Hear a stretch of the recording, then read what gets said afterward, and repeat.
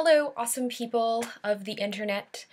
I have a book review for you today. It has been so lovely here the past week that I have been not motivated to do my schoolwork and much more motivated to lie out in the sun and read books. So this bodes well for you, not so well for procrastination. But anyway, the book I have for you is one some of you are probably quite familiar with. It is Delirium by Lauren Oliver. I got this book in February, and if you've seen my book haul video, you remember this lovely one right here. And this was published in 2011, so it's new, popular. The basic plot line for this book is there's a girl, her name is Lena, short for Magdalena, and she lives in a dystopian version of the United States, specifically in Portland, Maine. And in this dystopian society, love is considered a disease, and at the age of 18, you get a operation. They mess with your brain, and you can't love anything anymore. Obviously, that sounds horrible, but they use it as a way to say, well, we're getting rid of pain, we're making your life better, and they pair you up with people, and then you basically kind of live as a robot for the rest of your life because you don't have love. The world has a certain dullness to it. It takes away a lot of passions, and people lose excitement that they have for hobbies that they did previously before they got the surgery. But anyway, Lena is 17, and her surgery is scheduled for 90-something days when the book begins. And in the beginning, she's really excited to get her surgery. She really wants it. And then by the end, after she meets a boy, she doesn't want it anymore. Once she meets the boy, his name's Alex, her view of this society that she lives in begins to change. At the beginning, she thinks it's perfect. By the end, she absolutely hates it. She hates it so much, in fact, that she wants to run away to where the invalids live, or in the wilds. So basically, Portland is surrounded by fences, there's guards, there's regulators, and they keep the people under control, and they want to keep people from going into the wild. And by the end of it, Lena wants to go to the wilds. With Alex, she's introduced to all this. He's actually born in the wilds, but he managed to sneak his way into society. There's a lot of sympathizers that are from the wilds that are living in Portland undercover. I won't say too much on the plot just because I know a lot of people have already read it, and I feel like if that's enough to entice, I've already said enough to entice anybody who hasn't read it. But in terms of my feelings on this book, I really enjoyed it.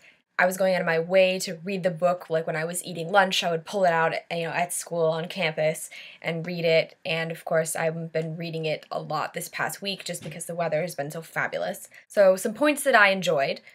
There's really, really good world building in this. It's important with a dystopian novel to have a really good idea of what the world is.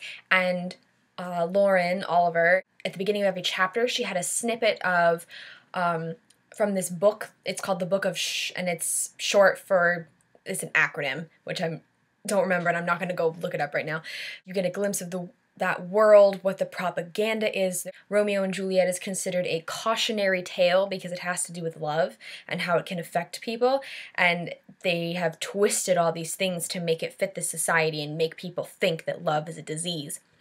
That was really interesting to have those little snippets at the top. What else do I want to say about you? In terms of characters that I liked, Lena was cool, but she wasn't my favorite character. I liked her best friend Hannah, but also not a huge amount. I wanted to get to know Alex more, though. The guy that she falls in love with, I wanted to know more about him. We learn a little bit about his history, but we don't really learn anything else about him, and to feel that connection and be like, yes, I want Lena and Alex to be together. I feel like I need to know more about Alex. And this is part of a trilogy, so in the next book, Pandemonium just came out, so there's probably going to be some more in that in terms of building Alex and introducing him to everybody. One character that I really want to hear more about is Grace. Grace is not directly related to Lena, but they live together. Grace's mother, Marcia, died, and Grace had to go and live with Aunt Carol, who is actually Lena's Aunt Carol because Lena's parents are both dead.